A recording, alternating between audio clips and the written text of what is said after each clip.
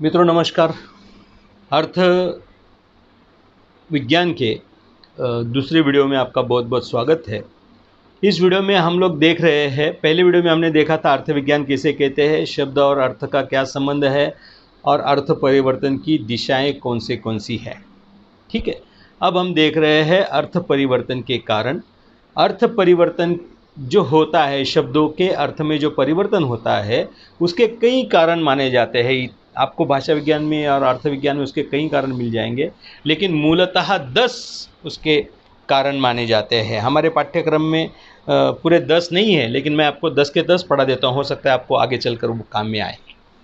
ठीक है, तो 10 कारण होते हैं। उसमें से पहला कारण है बल का अपसरण। जो शब्दों को हम बल देते हैं और बल के कारण उसका अर्थ जो है उसमें परिवर्तन होता रहता है, ये जो है उसका पहला कारण है, बल का अपसरण। इसका उदाहरण है जुगुप्सा शब्द। जुगुप्सा शब्द जो है, इसका पहले अर्थ होता था रक्षा करना, है ना, डिफेंस करना, किसी की रक्षा करना, इसको कहते थे जुगुप्सा। वो जुगुप्सा कर रहा है मतलब क्या, वो रक्षा कर रहा है, रक्षण कर रहा है। लेकिन रक्षा जो होती थी वो अक्सर छुपकर होती थी, इसलिए कालांतर से क्या हो गया, रक्षा करना ये जो अर्थ है, ये अर्थ परिवर्तित होकर वो छिपाना हो गया। और छिपाना कोई अच्छा नहीं कहा जाता। हमारे भारतीय संस्कृति में छिपाना यह घृणित कार्य माना जाता है। इसीलिए क्या हो गया, आगे चलकर छिपाना यह अर्थ भी संकोच, अर्थ छिप गया और उसके बाद फिर घृणित ये शब्द जुगुप्सा के लिए हो गया। और आज बल के अपसरण के कारण जुगुप्सा शब्द, जिसका अर्थ होता था रक्षा करना, आज वो बदलकर सीधे आज क्या हो गया है, घृणित कार्य। आज हमने कहते हैं वो जुगुप्सा है, मतलब क्या, वो घृणित है, घृणा आती है जिससे देखकर हमें घृणा उत्पन्न हो, उसे हम आज जुगुप्सा कहते हैं। जबकि जुगुप्सा का पहला अर्थ था रक्षण करना। ठीक है, फिर दूसरा एक उदाहरण है उसका, वो है गुलाम। अरबी शब्द है गुलाम। गुलाम शब्द का अर्थ होता था लड़का। वो कहता अरे वो मेरा गुलाम है, मतलब उसका अर्थ क्या था कि वो मेरा लड़का है। लेकिन क्या हुआ कि बल के अपसरण के कारण क्या होगा, गुलाम शब्द जो था इसका अर्थ जो है वो पूरी तरह से बदल गया और आज हम गुलाम नौकर को कहते हैं। अक्सर जो लड़का होता था वो अपने बाप का पूरा काम करता था, वो जो बोले वो सुनता था, इसलिए क्या हुआ, और नौकर भी वही करता है, और इसीलिए क्या हुआ कि लड़का यह शब्द जो है वो बदल गया और आज गुलाम का अर्थ क्या हो गया, नौकर हो गया। ठीक है, फिर जो दूसरा सबसे महत्वपूर्ण कारण है वो है पीढ़ी परिवर्तन। मित्रों, जैसे जैसे पीढ़ी दर पीढ़ी जो है हम बदलते रहते हैं, है ना। हमारे दादाजी थे, फिर पिताजी आए, फिर हम हैं, फिर हमारे बाद आप हो, आप बच्चे होंगे हमारे, फिर उन बच्चों के बच्चे होंगे, और पीढ़ियों में परिवर्तन होता रहेगा। पीढ़ियों के परिवर्तन से भी कई शब्दों में क्या होता है, बदलाव आता जाता है। जैसे एक शब्द था पेन। उस ज़माने में क्या होता था, तो जो पंछी होते थे, उन पंछी के क्या कहेंगे, पंख से, पक्षियों का जो पंख होता था उस पंख को स्याही में डुबोकर लिखते थे।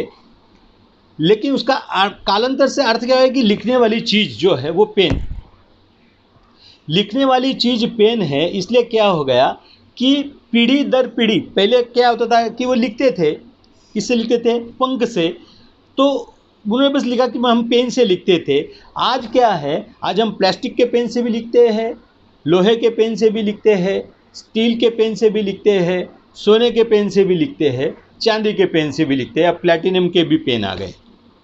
तो क्या हो गया, आज हम जो पंख से लिखने वाले पेन और लोहे के वस्तु से बना हुआ पेन, दोनों का कार्य सिर्फ एक है, लेकिन दोनों में बेहद अंतर है। इसके बावजूद हमने क्या किया, लिखने वाली चीज़ को ही पेन समझा, और इसलिए आज हम किसी भी चीज़ को, जिस भी चीज़ से बनी हो लिखने वाली चीज़, उसको हम क्या कहते हैं, पेन कहते हैं।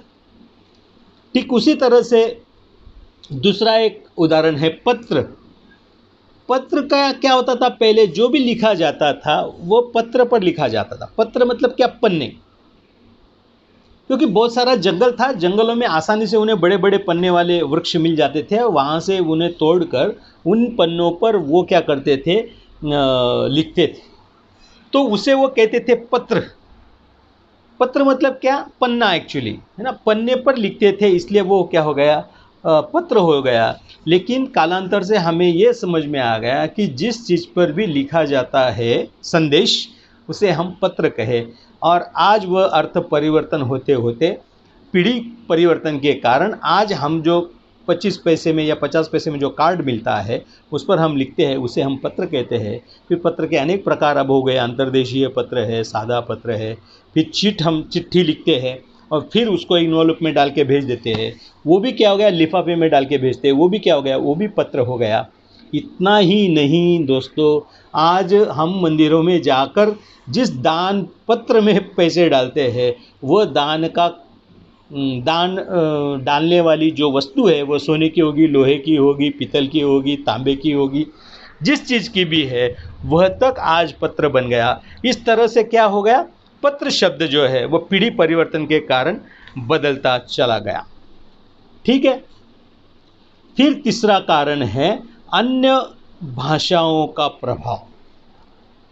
देखिए, मनुष्य यह परिवर्तनशील प्राणी है, वो पेट के लिए दर बदर भटकता है, वो यहाँ से वहाँ भटकता रहता है, देश के हर कोने में वह जाता है, व्यापार के लिए, पेट भरने के लिए, मजदूरी के लिए, वह जब जब जहाँ जहाँ जाता है वहाँ के शब्द जो है वो उसकी भाषाओं में आते जाते हैं, और इसीलिए क्या होता है, अन्य भाषाओं के शब्द हमारे बोलने में आ जाते हैं।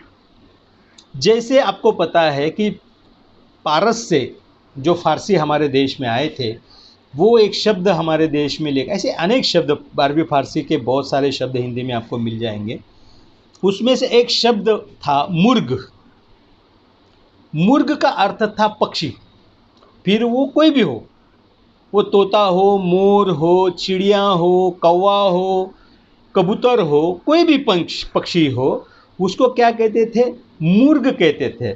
और वो क्या करते थे, उस ज़माने में मुर्गों को मारकर खाते थे, चिड़ी भी जो मारकर खाते थे। आज भी बहुत सारे समाज हैं हमारे देश में कि जो इस तरह से पंछियों को मारकर फिर उनका मांस जो है वो खाते हैं।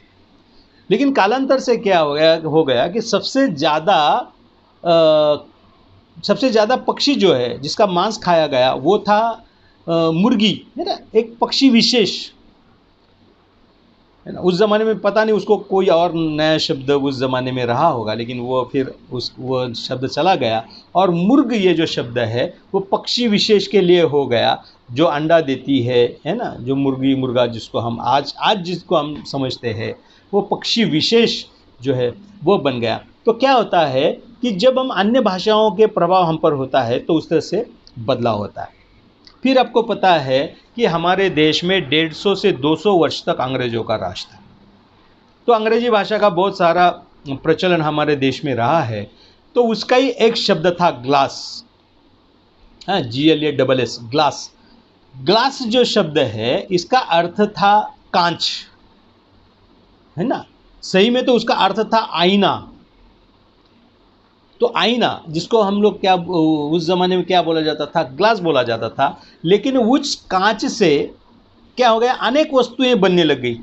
कांच का बर्तन, कांच के अनेक बर्तन बनने लगे। उसमें भी कांच से सबसे अधिक जिन बर्तनों का प्रयोग हो गया वो पानी पीने वाला बर्तन था। इसलिए क्या हो गया, कालांतर से ग्लास का अर्थ हो गया कि वह वस्तु जिससे हम लोग पानी पीते हैं, और फिर वो कांच से बनी हुई हो, ये पहले था। लेकिन बाद में क्या हो गया, आजकल तो हम प्लास्टिक के ग्लास में भी पीते हैं, है ना। चांदी का ग्लास है, सोने का ग्लास है, तांबे का है, पीतल का है, स्टील का है, अनेक प्रकार के ग्लास अब हमारे सामने प्रस्तुत है। वो कांच के नहीं हैं, बावजूद इसके हम उन्हें ग्लास कहते हैं, क्योंकि कई ऐसे विदेशी भाषाएं जो है या अन्य भाषाएं हैं जिनके शब्द हमारे भाषा में आते हैं और फिर वह किसी एक वस्तु के लिए रूढ़ हो जाते हैं। ठीक है। फिर चौथा है वातावरण में परिवर्तन। वातावरण में जैसे जैसे परिवर्तन होता जाएगा, कई शब्द है जो उसमें क्या हो जाएंगे, जिनके अर्थ जो है वो बदलते चले जाएंगे। इसके जो है वातावरण में परिवर्तन के भी 3 प्रकार मूलतः माने जाते हैं। एक है भौगोलिक कारण। भौगोलिक कारण मतलब उस भौगोलिक कारण से वहाँ का जो वातावरण है उसके अनुसार जो शब्द के अर्थ बदलते हैं, वो जिनका अभ्यास वहाँ पर किया जाता है उसे क्या कहेंगे हम, भौगोलिक कारणों से अर्थों में हुआ परिवर्तन। ठीक है। जैसे वेदों में उष्ट शब्द का प्रयोग हुआ है। उष्ट उष्ट ये जो है, ये जो शब्द था इसका अर्थ था भैंस, है ना, जो काली भैंस जो दूध देती है, वो अर्थ था उष्ट का। लेकिन वो जब ऋषियों ने इन वेदों की रचना की, उस ज़माने में वो जंगलों में रहते थे और जो प्राणी जो था सामने उनके, वो दूध देने वाला प्राणी जो था वो भैंस थी, इसलिए उन्होंने क्या कहा, उष्ट उसको कह दिया, उसको भैंस कह दिया। लेकिन कालांतर से वो जब उष्ण प्रदेश में आए तो उन्होंने देखा कि उष्ण प्रदेश में सबसे महत्वपूर्ण प्राणी जो है उसको उन्होंने उष्ट कहना शुरू कर दिया, और वह प्राणी था ऊंट। और उस उष्ट शब्द का ही परिवर्तन होकर उस प्राणी को ऊंट कहा जाने लग गया, और वही ऊंट शब्द हमारी भाषा में, सभी मराठी, हिंदी और सभी भारतीय भाषाओं में उस शब्द का प्रयोग होने लग गया। और आज भी जो भैंस के लिए शब्द प्रयुक्त होता था वो भौगोलिक कारणों से, क्योंकि वो जहाँ पे रहते थे वहाँ पे ऊंट नहीं थे। आज भी आप देखेंगे कि हिमालय में ऊंट आपको नहीं मिलेगा, क्योंकि ये उष्ण प्रदेश का प्राणी है, जो उष्ण प्रदेश में एक बार पानी पी लेता है तो 4-6 महीने तक भी उसे पानी ना मिले तो चल जाता है। इस तरह का जो ये प्राणी है ऊंट जिसे हम कहते हैं, वो उष्ण प्रदेश में ही आपको देखने को मिलेगा। लेकिन वो महत्वपूर्ण प्राणी, वहाँ पे उनके लिए महत्वपूर्ण प्राणी भैंस थी। जब वो उष्ण प्रदेश में आए तो उन्होंने देखा कि ये प्राणी जो दूध भी देता है और सफ़र भी करवाता है, तो इसलिए उन्होंने क्या किया, यहाँ के मुख्य प्राणी को उन्होंने ऊंट कहना शुरू कर दिया, और वो शब्द हमारे समाज में प्रचलित हो गया। फिर दूसरा कारण है सामाजिक कारण। सामाजिक वातावरण जब बदलता है तो अर्थ में परिवर्तन आना लाजमी है, क्योंकि हमने देखा है कि भाषा जो है यह सामाजिक वस्तु है, समाज इसको निर्माण करता है। इसलिए समाज में अगर परिवर्तन हो जाएगा तो क्या होगा, अर्थ में, शब्दों के अर्थ में भी परिवर्तन आ जाएगा। जैसे मैंने आपको बताया था कि हमारे देश में अंग्रेज 150 से 200 वर्ष तक उनका राज्य रहा, तो उनकी कई शब्द हमारे समाज में वो आ गए। जैसे मदर शब्द है, फादर शब्द है, ब्रदर शब्द है और सिस्टर शब्द है। ये 4 मूलतः शब्द हैं। हम अपनी माँ को मदर नहीं कहते, हम आई कहते हैं, माँ कहते हैं, है ना, हम मदर नहीं कहते। तो मदर ये शब्द हमारी शिक्षिका के लिए, या जो वृद्ध महिला है जो सेवा का काम करती है, उसके लिए मदर शब्द बन गया। फिर फादर शब्द हमारे यहाँ जो चर्च है, चर्च में जो साधु है, जो धर्म उपदेश करता है, उस व्यक्ति के लिए हमने फादर कहना शुरू कर दिया।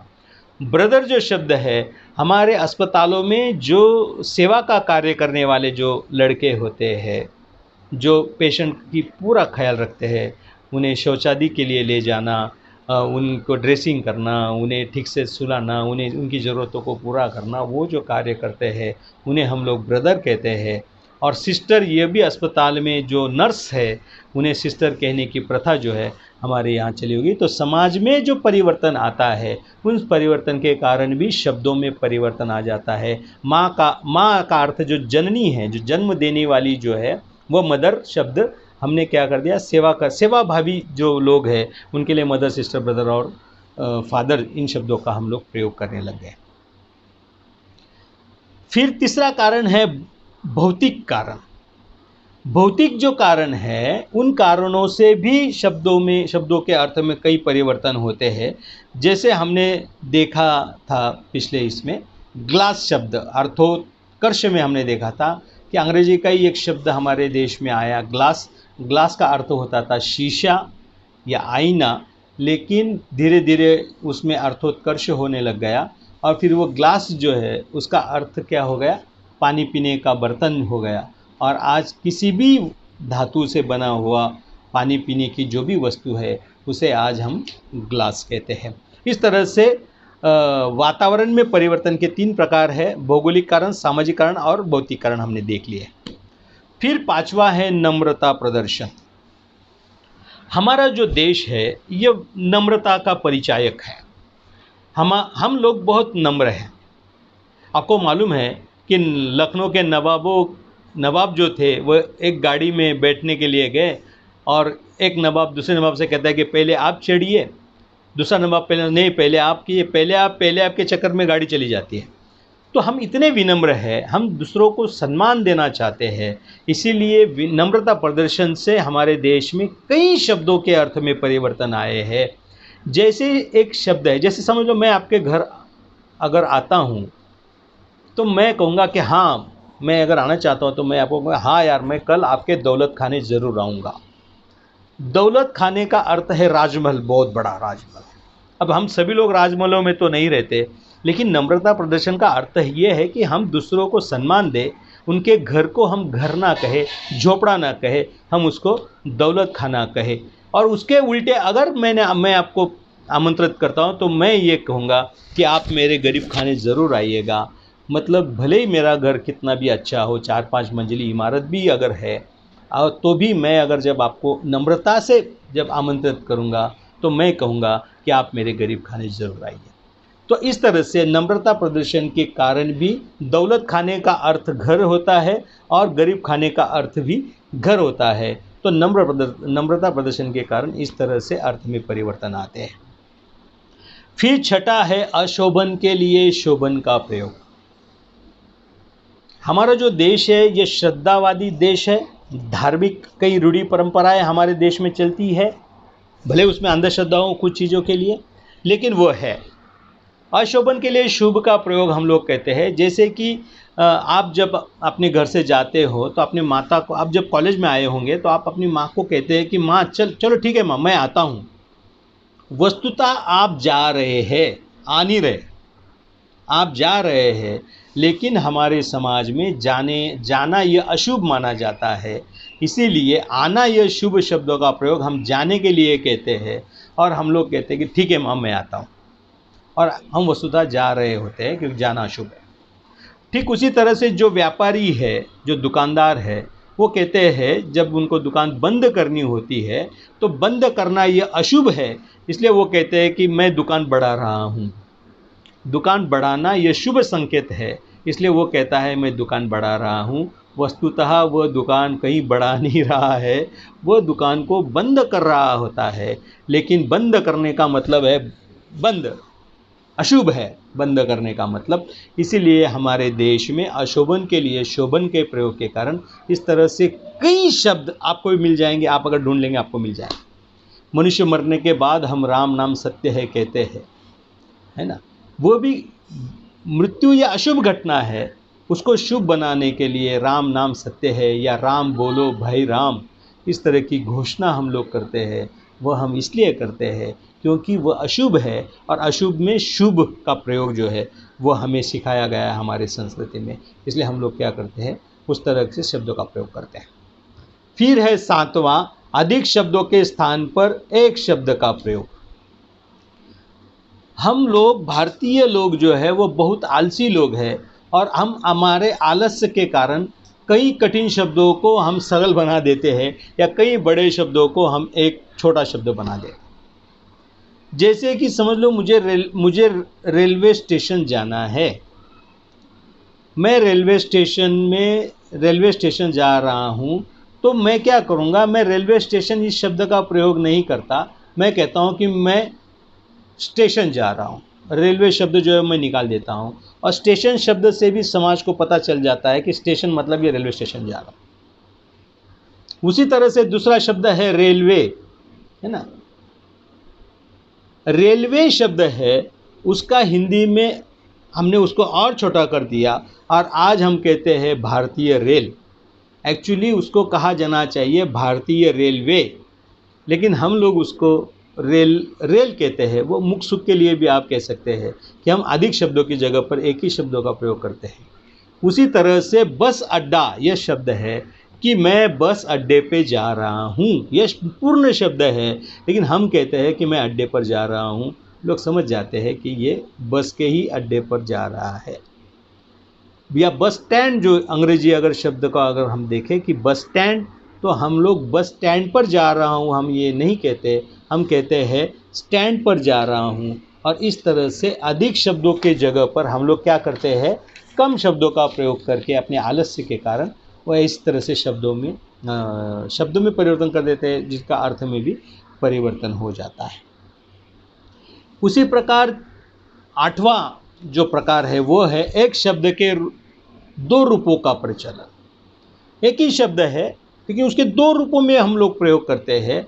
जैसे पहले युग में क्या होता था कि 2 तरह के लोग होते थे, एक सुशिक्षित वर्ग और अशिक्षित वर्ग। एक्चुअली वैसे देखा जाए तो आज भी वो 2 वर्ग कायम है। तो उसमें जो सुशिक्षित वर्ग था वो एक शब्द का प्रयोग करता था गर्भिणी, और जो अनपढ़ या जिसे हम कहेंगे कम पढ़े लिखे अज्ञानी लोग थे वो एक शब्द का प्रयोग करते थे, वो था गाभिन।